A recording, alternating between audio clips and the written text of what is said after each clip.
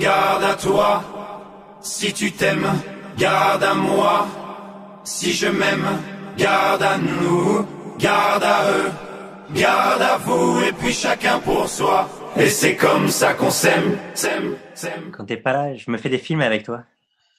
Je te vois glisser dans ses bras, t'ouvrir sous ses baisers, je t'entends rire comme une imbécile, glousser de bonheur, baver de plaisir, je te vois dans les poses les plus dégueulasses, prise en levrette comme une chienne, tirant la langue, t'étouffer. Je te regardais gueuler avec un gros pourri devant une énorme glace. Et je te vois partir. Et ça me déchire le cœur. C'est comme si tu le découpais au hachoir. Comme les entrailles de porc qu'on découpe et qu'on donne à bouffer à son chat. Je peux pas croire que tu puisses faire une chose pareille avec un autre que moi. Il s'est rien passé de tout ça. Mais qu'est-ce que j'en sais, moi, quand tu pars? C'est la jalousie qui te bouffe. Qu'est-ce que j'en sais? Qu'est-ce que t'as fait avec lui, alors? 3 fois rien. On est allé dîner au restaurant, on a parlé. De quoi? Un peu de tout. Ah ouais. De toi. De moi? Oui, de toi. Et qu'est-ce que vous avez dit? Il m'a demandé ce que je pouvais bien faire avec un type comme toi. Charmant. Et il ne comprenait pas pourquoi je restais avec un mec comme toi. Alors, qu'est-ce que tu l'as dit? Rien. J'ai rien dit, j'ai écouté, c'est tout ce qu'il avait à dire, j'ai rien dit. Ah ouais, t'as rien dit? Non. Ça, c'est charmant. Alors un connard me casse pendant tout un repas et toi? Eh ben tu dis rien. Qu'est-ce que tu voulais que je dise? Mais je sais pas. Tu vois, moi non plus, je savais pas. Pourquoi? T'étais d'accord avec lui? Ah, commence pas. Non, je te pose juste la question. Tu me réponds, c'est tout. T'étais d'accord avec lui? Qu'est-ce que tu cherches là? À ce qu'on s'engueule? Non, à connaître la vérité. Ah, parce que tu crois qu'il y a une vérité, toi? Et oui, je veux savoir si oui ou non, t'étais d'accord avec lui. Tu vois, là, je te regarde et je me dis qu'il n'a pas tout à fait tort.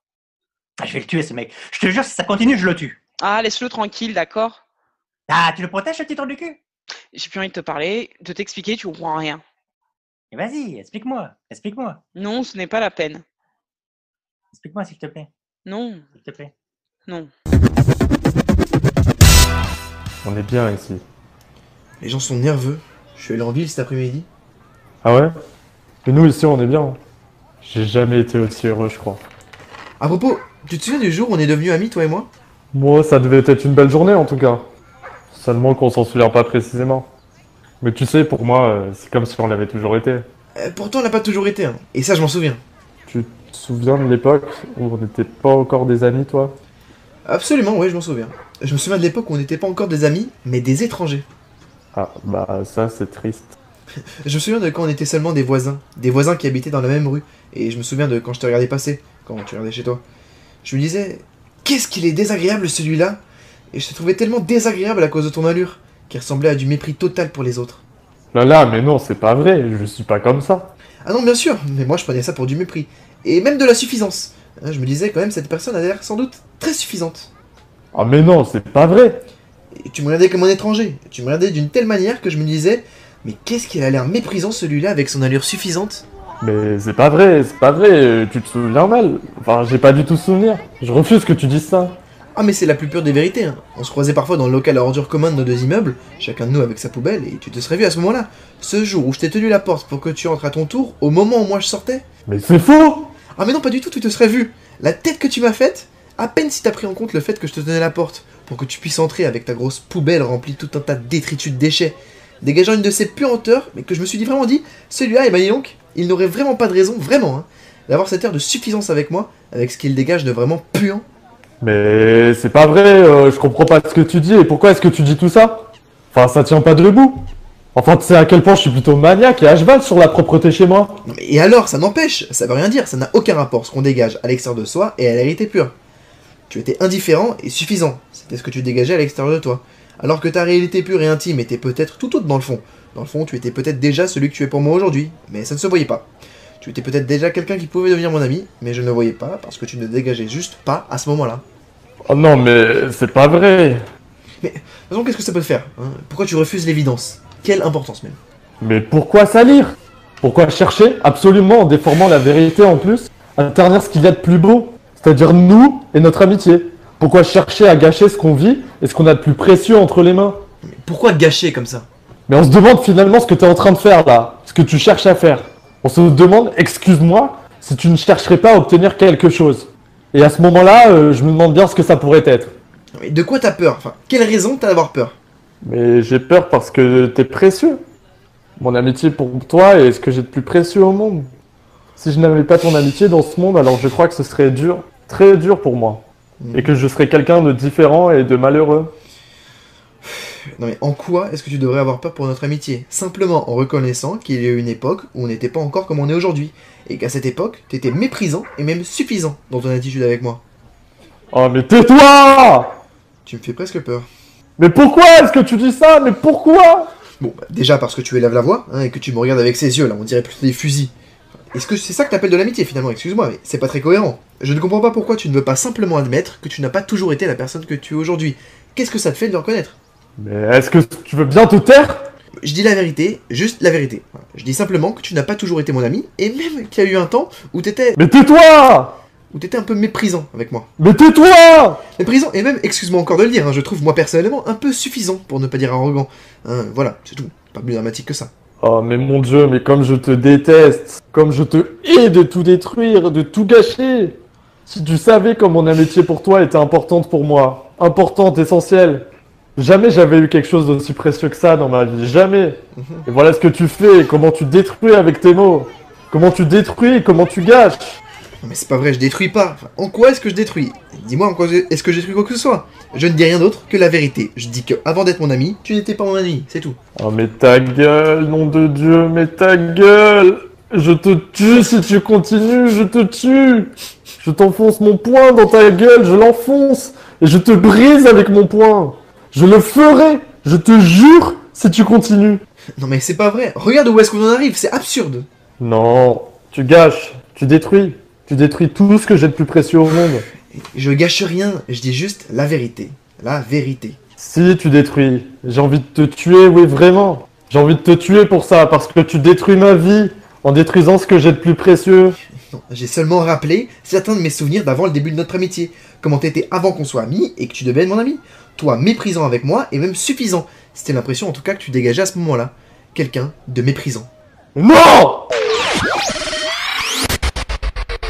Ah oui, ce que j'ai pu les aimer, les hommes, je les ai tous aimés. Je n'ai pas fait le détail. Tous. Les jolis cœurs, les bouffis, les silencieux, les boudins, les râleurs, les tristes, les tatoués, même les méchants, même ceux qui n'aiment pas se laver. Je les frottais comme on lessive une cuisine. J'aurais voulu les tenir tous entre mes bras, les embrasser tous à la fois. Tu parlerais polonais, je serais pas plus étonnée. Des Polonais aussi, je n'ai connu. Tous entre tes draps? Oh, pas tous entre mes draps, mais tous entre mes bras. C'était de l'amour ou c'était plus bas? C'était pas toujours de l'amour, mais c'était comme les pyramides. Les pyramides? J'essaie de voir. Il y a des gens qui vont en Égypte et qui y retournent parce qu'ils disent que la lumière qui change les pyramides. Mais pour de vrai, elles sont tout à fait pareilles. Les hommes aussi, ils ont une lumière autour d'eux et on croit qu'ils sont différents, mais ils sont tous pareils.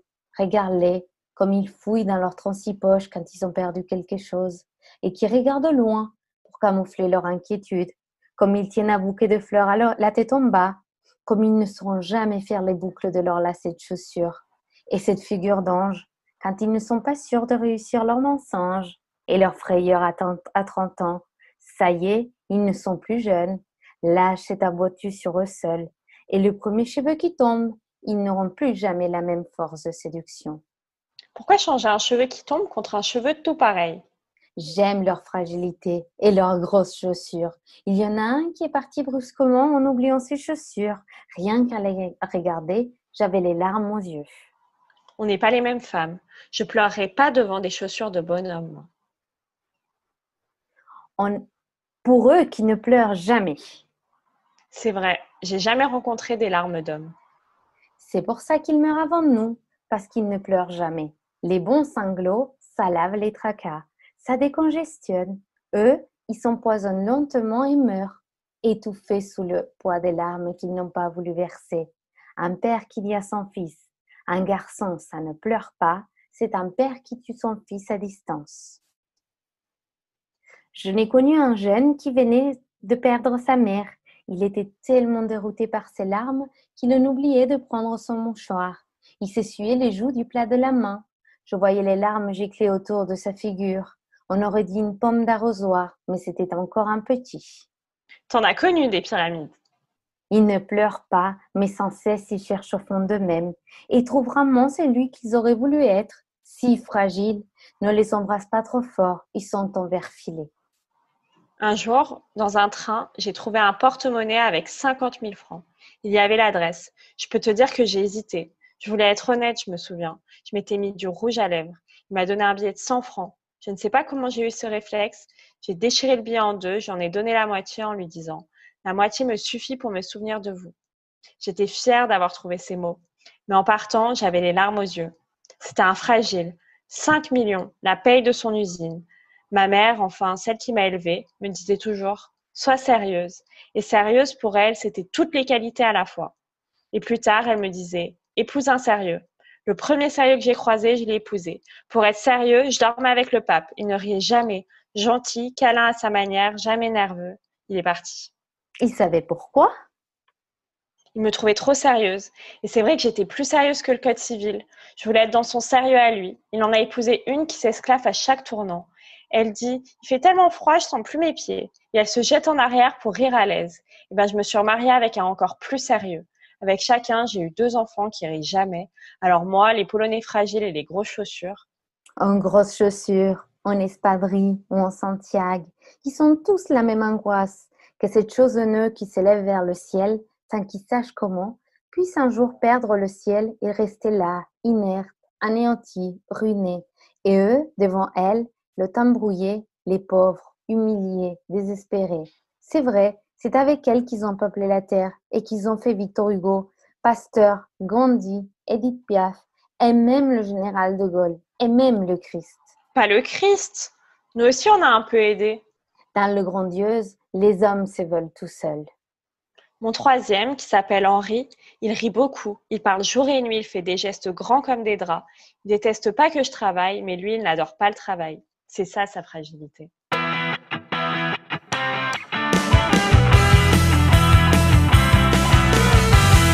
Hey, bonjour Laure, comment tu vas? Oh, Sophie, quelle surprise! Mais qu'est-ce que tu fais là? Je te croyais encore à Londres. J'ai terminé ma mission hier et j'avais envie de rentrer en France. Bah ça pour une surprise. Ça tombe bien, j'ai une semaine de vacances. On va pouvoir en faire des choses. Ça fait combien de temps qu'on ne s'est pas vu? Ah, presque un an. C'est pour ça que j'ai pris le premier train pour venir te voir et faire la connaissance de ton beau fiancé. Alors, tu me présentes? Ben non, pas aujourd'hui. Il fait un stage de judo pour préparer la ceinture noire. Si tu m'avais prévenu, j'aurais demandé de rester. Oh, dommage. Alors, comment ça s'est passé hier, ton repas de fiançailles? Raconte. Mais il n'y a rien de spécial à raconter, tout s'est bien passé. On a mangé ici avec mes parents et ceux de Vincent et regarde la bague. Ah, qu'est-ce qu'elle est belle. Alors, c'est toujours un super amant? Hein? Oui. Tu es contente? Hein? Ah, pour la bague? Oui, bien sûr. Non, je vois bien qu'il y a quelque chose qui ne va pas. Si, ça va, c'est que ça me fait bizarre de faire un deuxième dîner de fiançailles. Si on m'avait dit qu'à 32 ans, je préparais déjà mon deuxième mariage, Et alors? bah tout va bien, sauf que bah, tout ça me rappelle Cédric. Oh, mais quand est-ce que tu vas l'oublier, ce salaud? C'est fini, tu es avec Vincent maintenant. Oui, je sais. Vincent, ce n'est pas Cédric, je sais bien. Mais avec Cédric, ça a commencé comme ça. Au début aussi, c'était bien. Et alors, tu ne vas pas te gâcher le bonheur parce que ton premier mari t'a mis des cornes à ne plus pouvoir passer les portes. Des mecs bien, il y en a, pas beaucoup, d'accord, mais il faut leur donner leur chance, sinon on ne peut pas savoir. Quand je pense à ce que Cédric t'a fait subir, ce qui m'étonne le plus, c'est que tu n'es pas divorcé plus tôt. Si un homme avait fait le 10e, je l'aurais viré sur le champ. Ouais, il faudrait que tu en aies gardé un plus de 3 mois. Oui, bon, mais ça n'a rien à voir. C'est une question de principe. Que veux-tu? J'étais jeune et je l'aimais. Je pensais qu'il changerait. Et puis, Ah, un commercial absent toute la semaine, ça ne pouvait pas finir autrement. oui, je repensais à Cédric et au même repas de fiançailles, il y a 6 ans. Il était gentil à l'époque, comme Vincent aujourd'hui. Dans 6 ans, que va-t-il se passer? Tu n'as pas confiance en Vincent? Si, bien sûr. Mais Cédric aussi, j'avais confiance en lui et... Vincent, il est super mignon. Oui, Tu m'as dit qu'il était très bien foutu. oui, mais tu me gênes là. Tu l'aimes? Oh oui, je l'aime. Mais je n'ai jamais eu de chance avec les hommes. Comment savoir que Vincent ne me rendra pas malheureuse comme avec... Ah, ça, on ne peut pas savoir et on ne peut même pas le lui demander. Peut-être qu'il ne sait pas lui-même. Tout va bien, puis un jour une fille passe et hop, il craque. Des fois, il ne sait même pas pourquoi il craque. Non, ce qu'il faudrait, c'est trouver un moyen de savoir avant que tu l'épouses. Mais que veux-tu que je fasse? À part aller voir une voyante, je vois pas. Ton Vincent, je le connais pas encore, mais avec ce que tu m'en as raconté, il a l'air bien. En plus, un gars qui te fait jouir comme ça, Hein? c'est toi qui m'as raconté qu'Oli, c'était un très bon planteur. Arrête, là ça me gêne de parler de... Ah, ok. Ah, c'est que... Quoi? Bah, une pensée idiote, laisse tomber. Vas-y, dis-moi. Eh bien... Non, je suis folle. Allez, dis-moi. Je me disais que si tu avais essayé de le séduire et qu'il avait refusé... Oh, excellente idée. Et il n'est pas trop tard. Bah, comment ça? Bah, en attendant de trouver un appartement, je devais habiter chez mes parents. Je n'ai qu'à m'installer ici. Comme ça, je pourrais apprendre à le connaître. Et si tu es d'accord, j'essaye 2 ou 3 trucs sur lui et je vois comment il se comporte. Tu veux lui tendre un piège? Pas vraiment. Je l'analyse, je le teste et je te fais un rapport détaillé. Le problème, c'est qu'il faudrait que tu me sois là. Il faudra me laisser seule avec lui. Mais t'es diabolique. Mais je te promets, je ne coucherai pas avec lui. Au pire, je t'attendrai qu'il soit nu pour lui dire ses 4 vérités. Et je te promets que si ça arrive, il va passer un sale quart d'heure. Mais s'il arrive dans le lit, Eh bien, tu seras vexée. tu me fais peur, tu sais. Oh, ce n'est pas moi qui te fais peur. Tu as déjà peur toute seule. Ça tétanise et ça t'empêche d'agir. Il faut agir, je te le dis. Mais si je m'installe chez tes parents pendant ce temps, qu'est-ce que je vais lui dire? On va trouver. Tu inventes un stage. Le boulot a besoin de toi à Paris. 3 ou 4 jours. Il y a plein de raisons possibles. Bon, une dernière chose. Tu me promets, hein? S'il se met tout nu, tu regardes pas son sexe. S'il n'y a que ça. Promis, je mettrai juste un peu son cul. Mais non, je plaisante. Allez, on y va?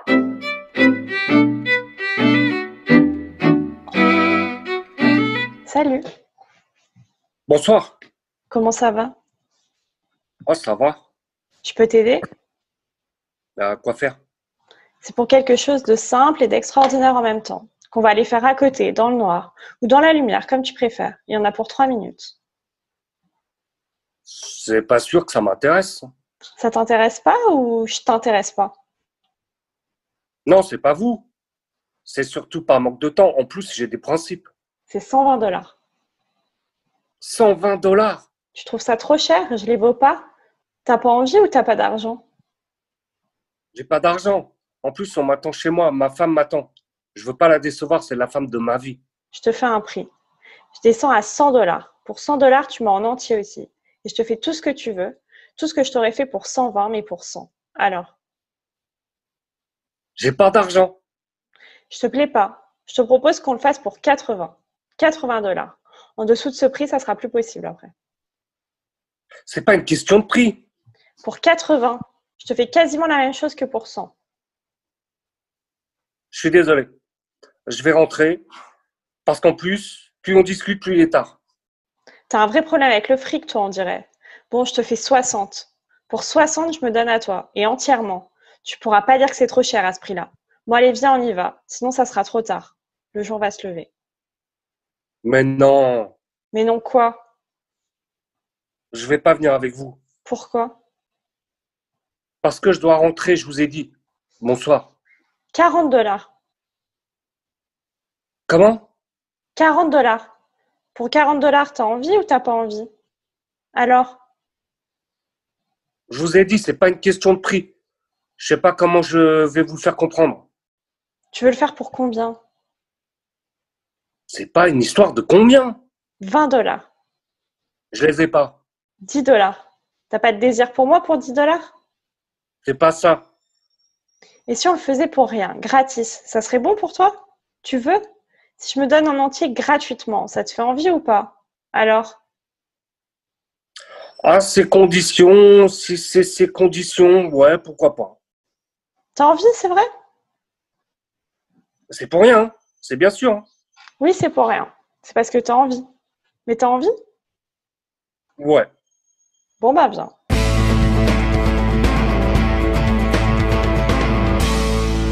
Raison ton avocat, tu veux pas lui demander 1500 € de pension alimentaire. Et comment je ne peux pas? Mais plus 500 € de prestations compensatoires pour toi pendant 10 ans. Alors je me fais larguer comme une merde et Écoute, Gérard gagne 3200 € par mois. S'il te donne 2000, il lui reste 1200 € pour vivre. C'est disproportionné. Mais c'est lui qui part, c'est normal qu'il paie. Oh non. Non mais moi je me suis occupée de tout, de la maison, des enfants. Oh, il y en a marre de ce discours. Non mais des vacances, mais c'est pour ça qu'il a pu étudier et gagner plus. Son argent c'est le mien, il me le doit. Mais personne ne t'a demandé de te sacrifier, hein. Oh putain, on dirait Gérard.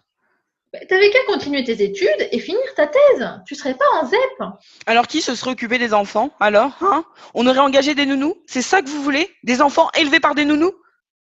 C'est qui vous? Je m'en fous, hein, de qui élève les enfants. J'en ai pas. Donc, je bosse 12 heures par jour. Ouais, c'est facile pour toi de parler. Je paye mes charges sociales. Tu t'es jamais retrouvé avec un gros bide et une rééducation du périnée. Alors ta vision du monde, c'est dans la vie, on a ce qu'on mérite, tu peux te la mettre dans le cul.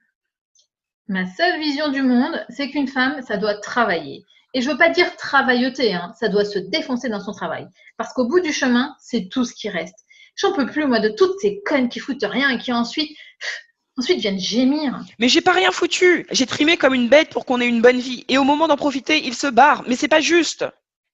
Bon, écoute, si Gérard te donne 500 €, c'est déjà pas mal, non? Il lui restera 2007. C'est plus décent quand même. Non mais comme si j'avais quelque chose à foutre d'être décente. Attends, c'est bon. 40 ans, 2 enfants plaqués par mon mari, je suis plus rien. Oh là là. Non mais tu m'as vu? On est des centaines sur le marché. Quel mec irait s'emmerder avec une femme déprimée?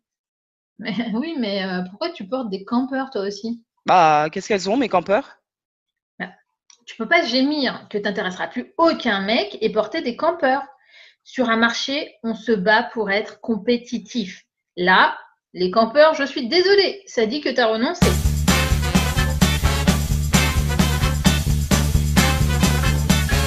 Bonjour Monsieur Danger, je ne vous dérange pas?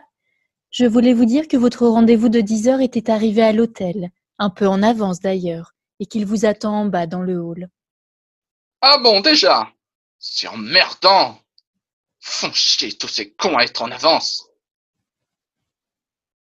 Vous avez un problème ou quoi? Je voudrais m'excuser de m'être endormie hier soir dans votre chambre. C'est un peu honteux. Ouais, on est tous très fatigués à cause de ce séminaire à la con. De toute façon, il était minuit, non? Il était temps de s'arrêter de travailler. En fait, j'aimerais vous poser une question, Monsieur Danger. Je vous écoute. Est-ce que par hasard, il ne se serait pas passé quelque chose dans votre chambre pendant que je dormais? C'est-à-dire? Eh bien, j'ai comme une impression vague, ce matin, en me réveillant. Une impression vague de quoi? Eh bien, ne m'en voulez pas de vous dire ça, mais j'ai l'impression, ou plutôt le sentiment, non l'impression, que quelqu'un est venu en moi cette nuit. Ou plus exactement, que vous êtes venu en moi cette nuit. Que je suis venu en vous cette nuit? Mais vous êtes totalement dérangée, ma pauvre Myriam. Je dois vous préciser que ce sentiment vague en moi, après cette nuit, ne me laisse pas un souvenir désagréable. Quoi? Vous me trouvez folle de vous parler comme ça, alors que j'ai toujours repoussé toutes vos propositions? Oui, je crois que c'est ça que je veux dire. C'est vrai, j'ai toujours repoussé toutes vos propositions, vraiment assez nombreuses. Et si je l'ai fait, c'est parce que je suis mariée, bien sûr.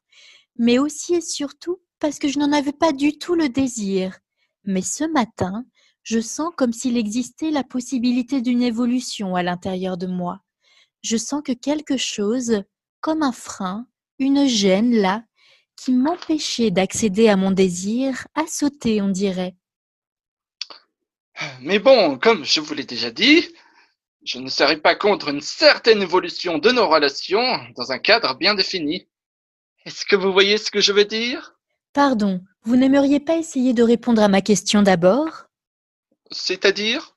Hier soir, serait-il possible que vous m'ayez fait l'amour pendant que je dormais, que vous ayez en quelque sorte pénétré à l'intérieur de moi, là, sur le fauteuil?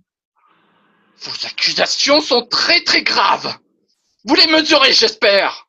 Vous pouvez me parler en toute sérénité, monsieur. Mais comment pouvez-vous imaginer que j'ai pu faire les choses que vous dites? Vous me prenez pour qui? C'est extrêmement mal intentionné, je vous l'ai dit, de me parler comme vous le faites.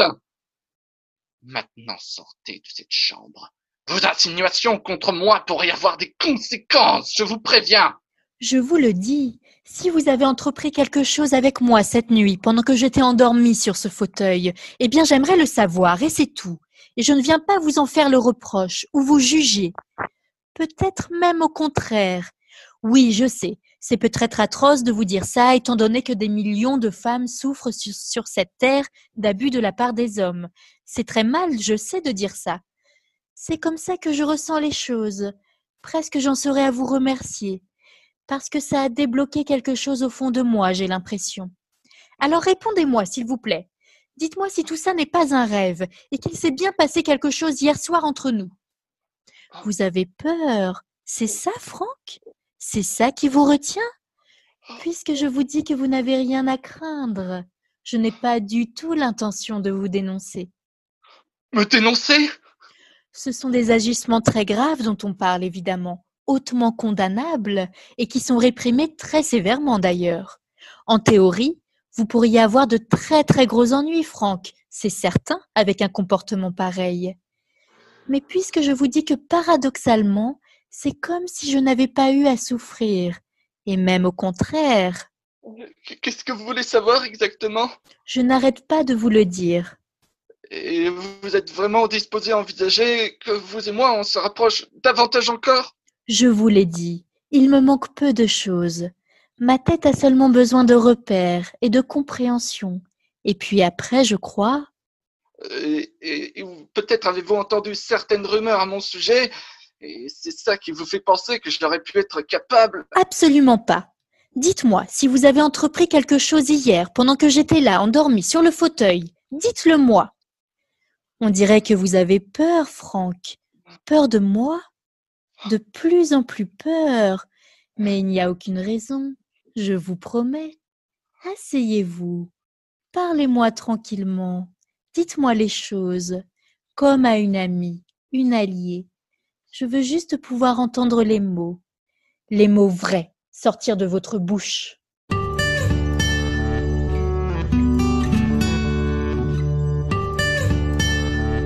C'est marrant. Tu n'as jamais envie de parler avec les gens que moi je trouve sympathiques. Ah bon? Tu trouves qu'ils étaient sympathiques, ces gens? Bonsoir.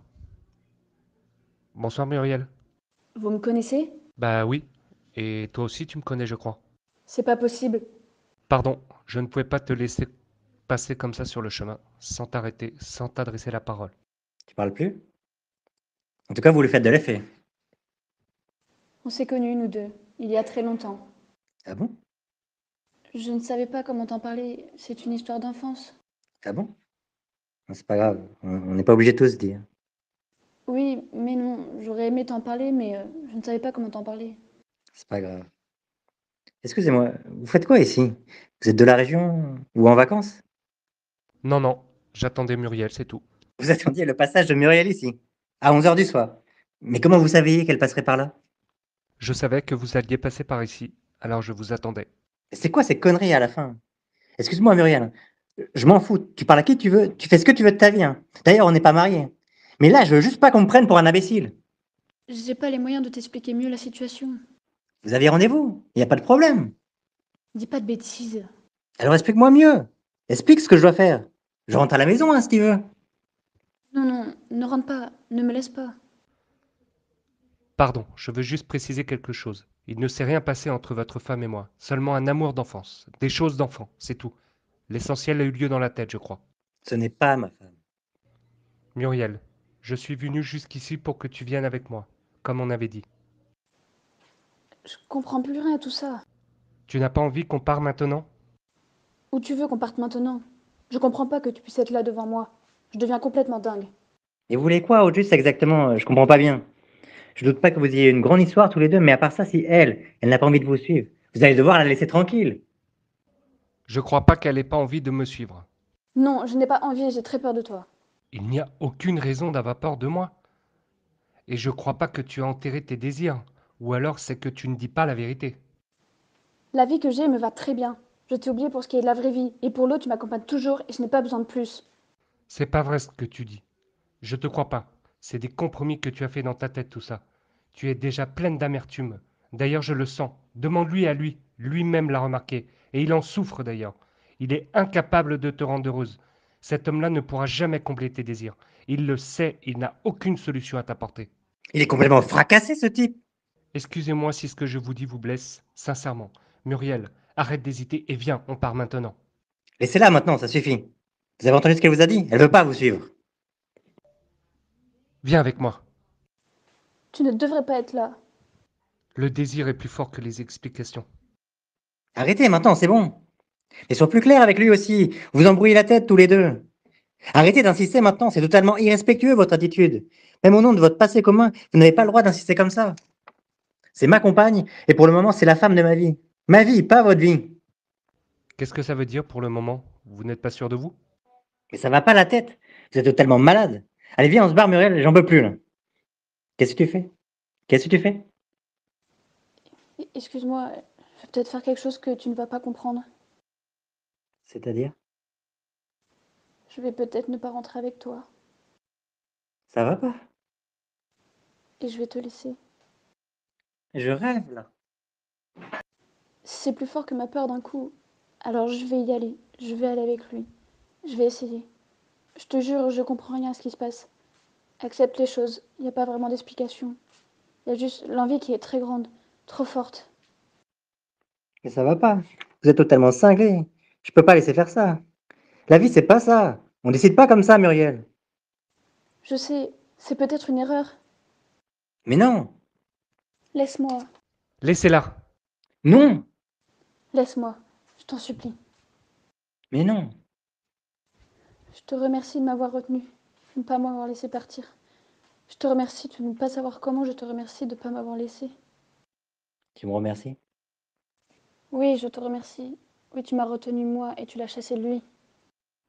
Mais c'est complètement incohérent ce qui s'est passé, Muriel. Tu t'en rends compte? Si je t'avais laissé partir, tu serais parti. Oui, je sais. Viens, on va rentrer. Je vais te raconter tout ce que je peux te raconter. J'aurais dû le faire il y a longtemps. C'est humiliant ce qui s'est passé, Muriel. Je suis qui pour toi, moi? Une bouée? À laquelle tu t'accroches pour ne pas couler? Viens, on va rentrer maintenant. Tout ne va pas très bien, Muriel, entre nous. C'est ce que je vois, moi. Et c'est ce que je ressens. Qu'est-ce que tu ressens? Tu es prête à m'abandonner pour le premier venu. Ce n'était pas le premier venu. Ça, j'ai compris.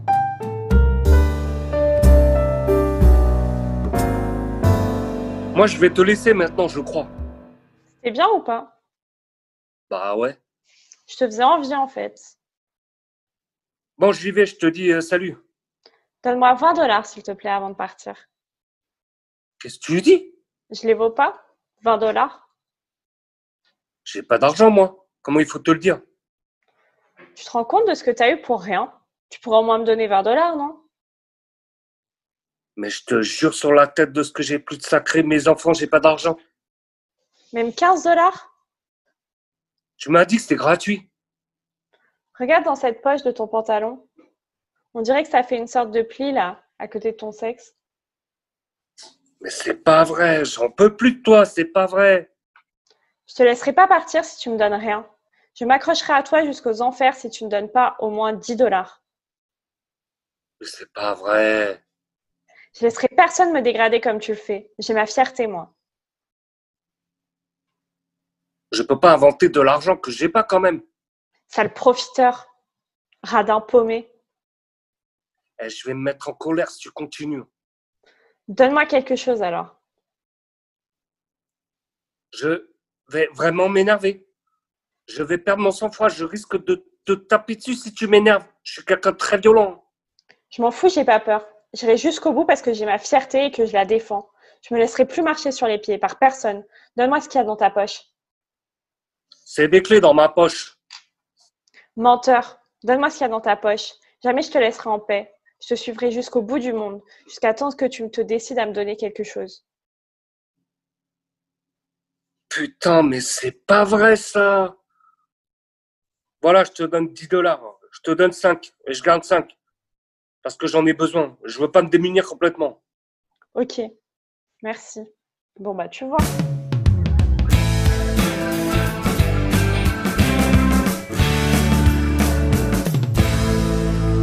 Vous êtes mariés depuis combien de temps? 20 ans. Exercez-vous un travail à l'extérieur? J'ai toujours été ce qu'on appelle une femme à la maison. Vous avez combien d'enfants?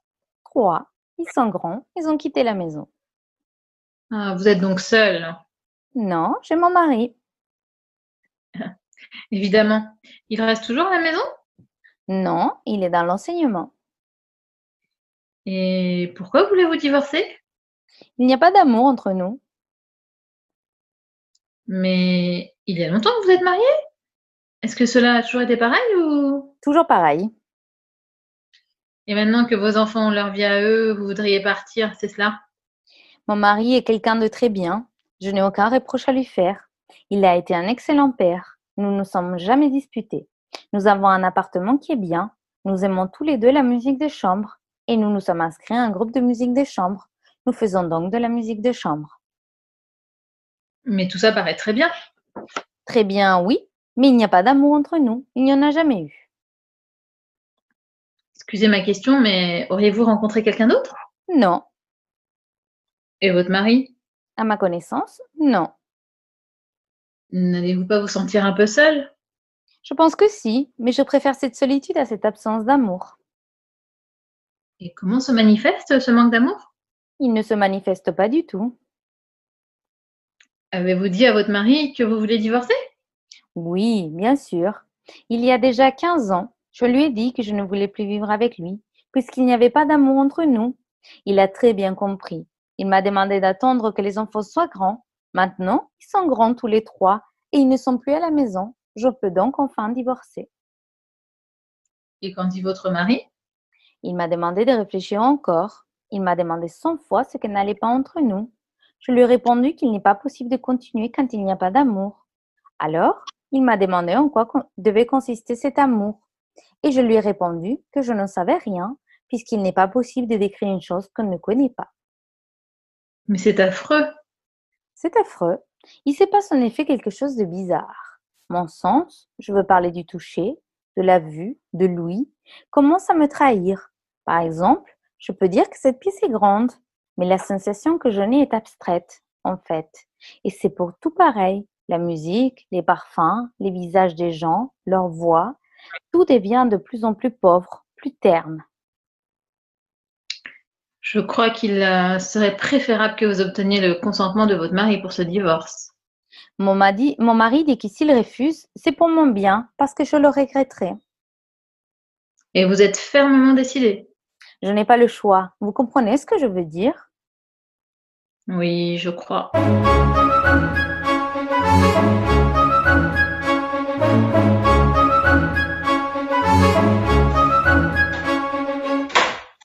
La porte était ouverte? Mais non. Quelqu'un est rentré, on dirait. C'est quoi cette histoire? Quelqu'un rentre chez nous? Avec les clés en plus? Je rêve ou quoi? Bonsoir Elisabeth. Bonsoir Constantin. C'est mon mari.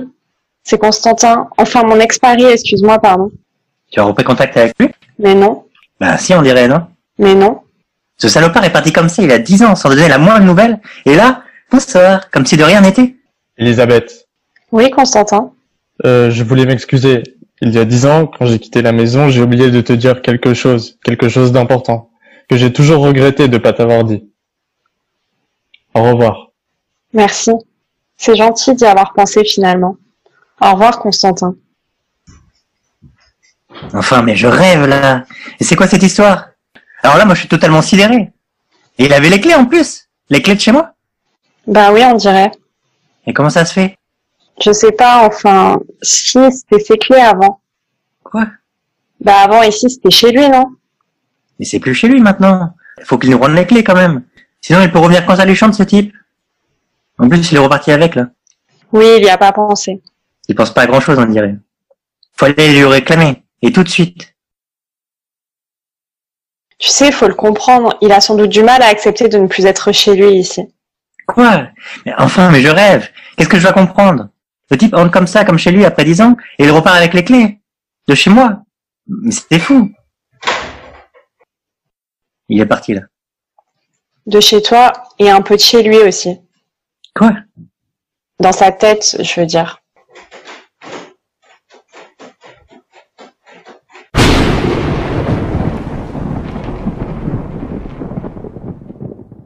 Il fait froid. Vous trouvez? Pardon? Vous disiez qu'il faisait froid. Oui. Je déteste ce temps. Ça n'arrête pas de pleuvoir. Ça sent le chien mouillé, moi, je trouve. Tout commence à sentir le chien mouillé dans ce quartier. Vous n'avez pas remarqué, vous, que les gens sentent de plus en plus le chien mouillé? Peut-être. Dans cette salle, par exemple. Non? Tout ça me donne vraiment mal au cœur. Il pleut. C'est normal.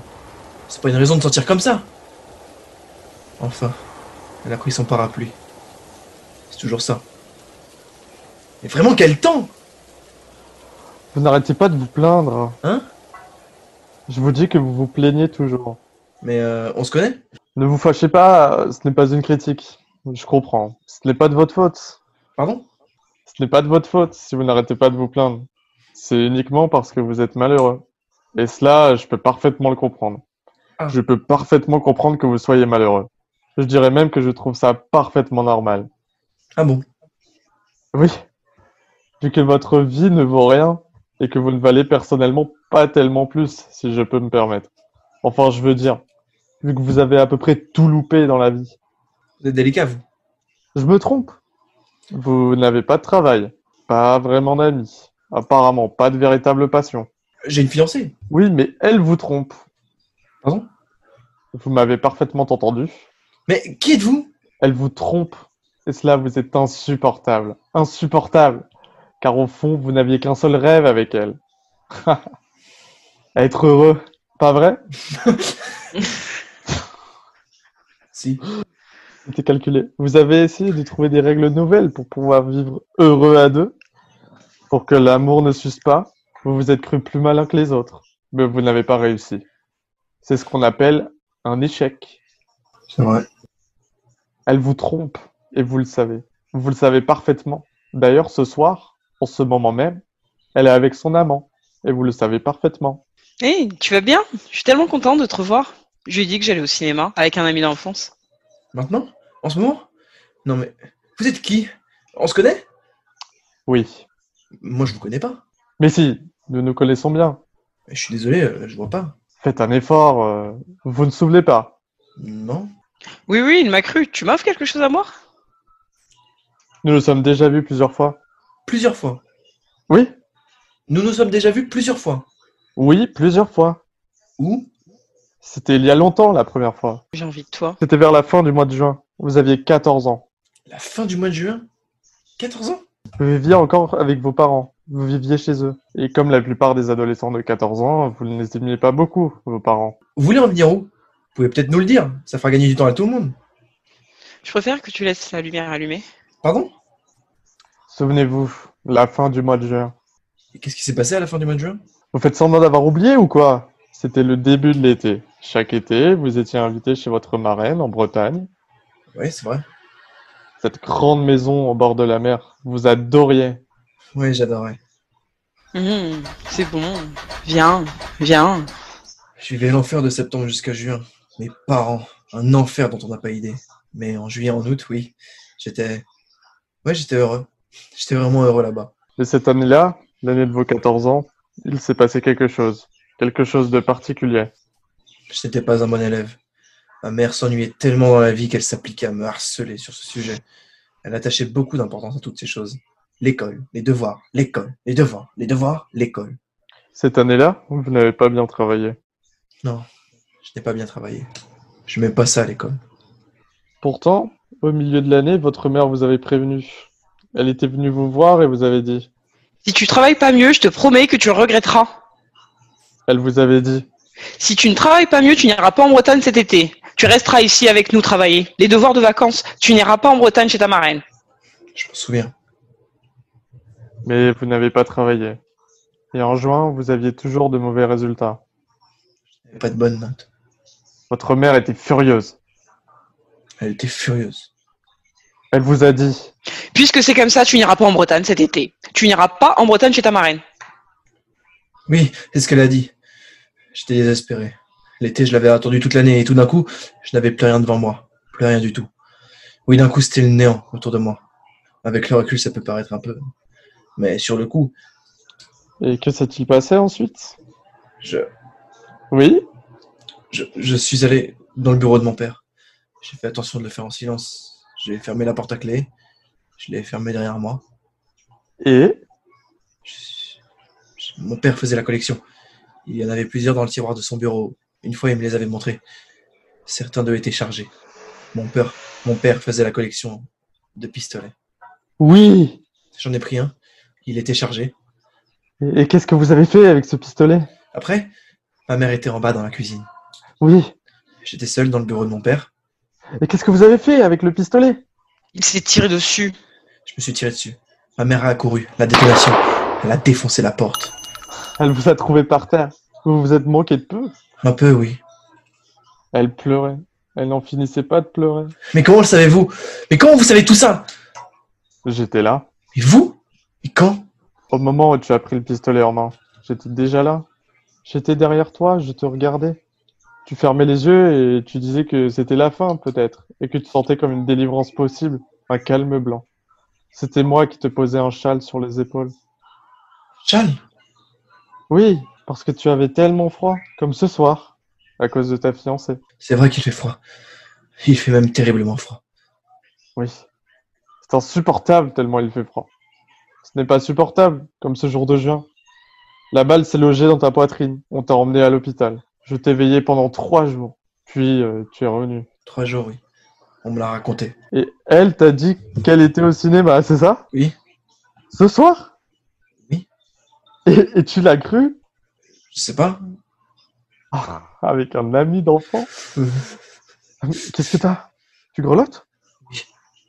Tiens, prends ce châle. Il te tiendra chaud. Prends-le. Prends-le, je te dis. Non, merci. J'attends quelqu'un. Mais elle ne viendra pas. Elle est occupée. Elle a mieux à faire. Mais pourquoi? Mais je comprends pas ce qui s'est passé! Le châle.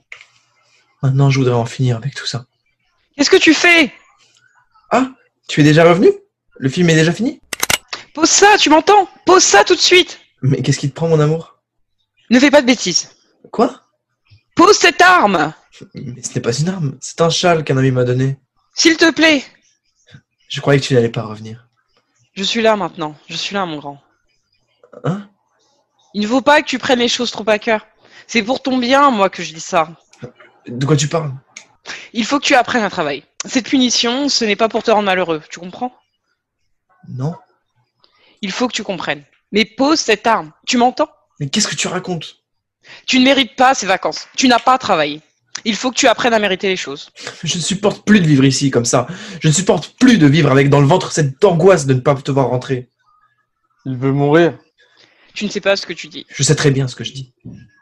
Ça ne changera rien à ma décision. Il n'y aura pas d'été. Tu n'as pas eu de bonnes notes. Les notes. Il faut avoir de bonnes notes. Et tu m'obéis maintenant. Mais je ne comprends plus rien. Vous auriez du feu? Ah oui, je crois. Tenez. Et une cigarette? Vous en auriez une pour moi? Oui, oui. Voilà. Il faut vous ressaisir, mon vieux. Il est fou. Mais non, il est juste un peu fatigué. Après, ça ira mieux. Après quoi? Après, faut qu'il prenne un peu sur lui. Il est juste fou, je te dis. Il pense. Regarde. À quoi? Hein? À quoi il pense? Il est en train de nous imaginer, dans notre chambre, toi et moi. Il pense à nous, en permanence. Et quand il ne pense pas à nous, il pense quand même à nous. Ouais, sans doute. Mes mains sur tes hanches, mes cheveux dans tes cheveux, ma voix dans ton cou. Il nous voit très clairement. Et maintenant, il voudrait nous voir mourir. Cela ne tardera pas. Quoi? Mais pourquoi tu dis ça? Il est quelle heure? Il est l'heure. Pour l'instant, j'habite tout seul dans un petit appartement que j'ai eu dans une petite annonce. D'ailleurs, il faut se méfier des petites annonces immobilières. Dans l'annonce, il mettait « Coquet Studio, très ensoleillé d'un immeuble bourgeois ». Attention les annonces, il faut traduire. Coquet, ça veut dire petit. Le mien est très très très coquet. Il faut se méfier des diminutifs comme « Coquet Studette ». Studette, c'est un petit studio. Alors, Coquette Studette, c'est carrément la maison des Schtroumpfs. Très ensoleillé, c'est sous les toits. Et immeuble bourgeois, c'est vieux, voilà. Mais ils ne sont pas fous dans les agences. Il faut les comprendre. Ils ne peuvent pas marquer « Chambre de bonne minable au 7e étage sans ascenseur dans immeuble pourri ». Calme, ça veut dire sur cour. Et plus c'est calme, et plus le mur de l'immeuble d'en face est près de la fenêtre. Chez moi, c'est tellement calme que je ne suis pas dérangé par les rayons de soleil. Vous voyez? Kitchenette, notez le « et », c'est une cuisine américaine. En français, 2 plaques chauffantes avec un évier en inox dans un placard. Salle d'eau WC. Déjà, salle d'eau, il n'y a pas de baignoire.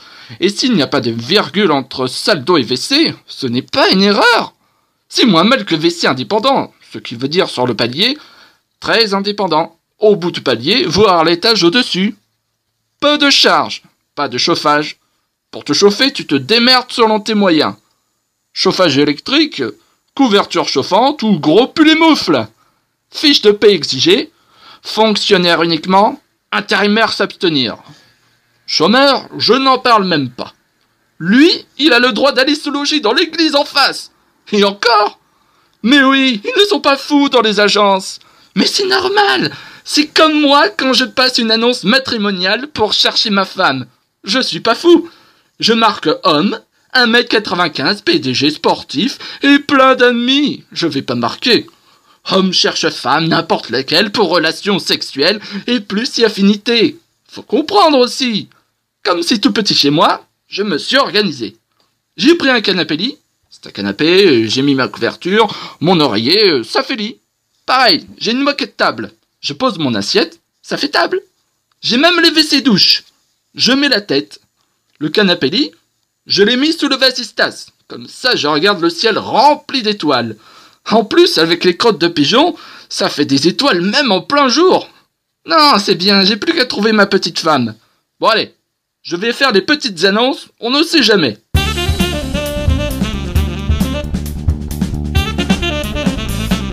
On n'est pas en retard? Ton train ne part que dans 1 heure. C'est quel quai déjà? Faut attendre, c'est trop tôt. Quelle voiture déjà? La 12. Et le numéro de la place? Le 36. Côté couloir? C'est ce que j'ai demandé. À quelle heure déjà le départ? Je viens de te le dire, dans 1 heure. C'est-à-dire midi? À 12h45. Oh, mais il faut composter. C'est fait. Ma valise, mon Dieu! C'est moi qui l'ai. À quelle heure déjà j'arrive? À 18h25. Il fera nuit. Mais non, pas du tout. Il fera jour. Mais oui, en ce moment à 18h il fait jour. Ils viendront m'attendre? Naturellement, comme d'habitude. Regarde, c'est pas mon train là, à 12h45? Ah oui, oui. J'en vois de la même heure. Il double les trains à cette période. Comment savoir quel est le mien? Ah, le numéro de ton train. Quel numéro déjà? Le 812. D'ici qu'ils aient mélangé les places, je vais me retrouver avec une vieille têtue qui va s'accrocher à son fauteuil. On s'expliquera avec le contrôleur. Oh, faudra le trouver. Et maintenant, tu as remarqué, les contrôleurs ont les cheveux longs. Et comme ils sont devenus complètement désinvoltes, il m'offrira un strapota près des water dans le soufflet. Quand il y a un accident, c'est cette partie-là du train qui se disloque inévitablement et je serai projetée à 600 mètres dans un champ de maïs. Est-ce que tu as déjà été projetée dans un champ de maïs? Non, Dieu merci. Alors tout peut arriver. Et moi, j'arrive à quelle heure déjà? 18h25. Ah, je croyais que c'était 18h28. Ce n'est pas la même chose. L'amour est un oiseau regret.